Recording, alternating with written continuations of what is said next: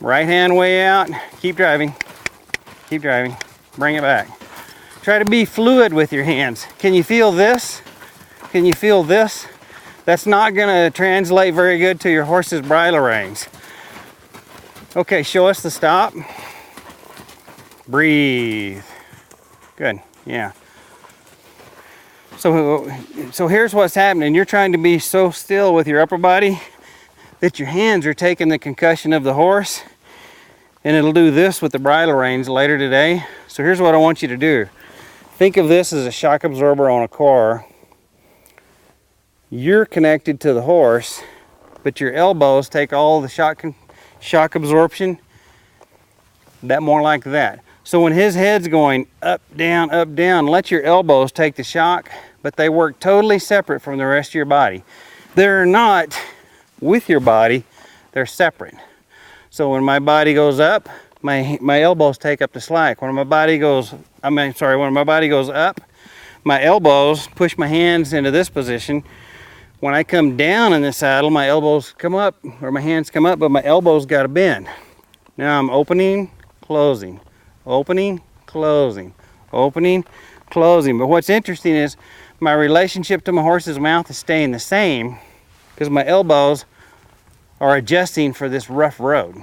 See, but if I try to keep them still, then this will go all the way down my horse's reins to his mouth later on, and he'll say, "You're kind of bothering me, I'm going to stop." So as your body goes down, up, down, up, down, up, down, up, then cut it in half.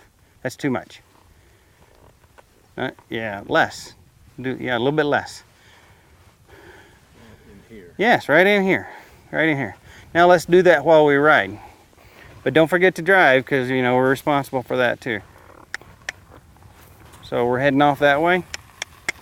This will all start to feel more natural when I give you the bridle back later on, but right now it's easier to get your horse going if you don't have that to worry about. Right leg 3. That'll control the hip. Good. Now both legs 2. Now you've just got both hands on the reins. So your fingers are kind of like this.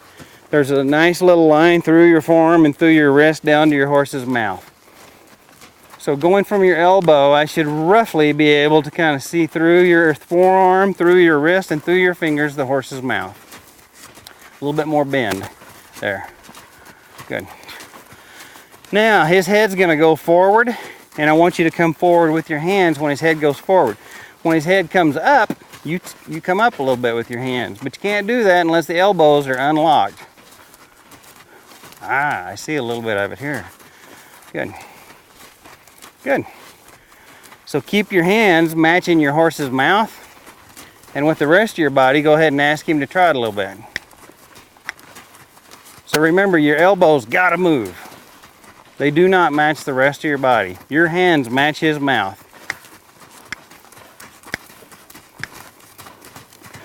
So go ahead and look at his mouth.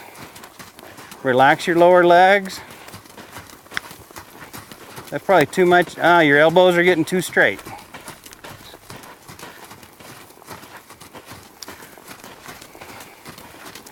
Now show me the stop and just cut it in half. In other words, the stop is whoo. Am I not forward enough? Well, you're forward enough, but what's happening is you're letting your upper body make your arms bounce. So you being, look at this. See, there's a difference between this and... So you got to have a little bit of consistency in your core, and that's kind of like Jello. You know, if Jello was a liquid, it would just kind of spill out everywhere. So you've got to have a little bit of that kind of stiff Jello in your body to keep you from just, you know, being too much liquid. And then you want to take the time to have your hands match his mouth, and then cut that in half.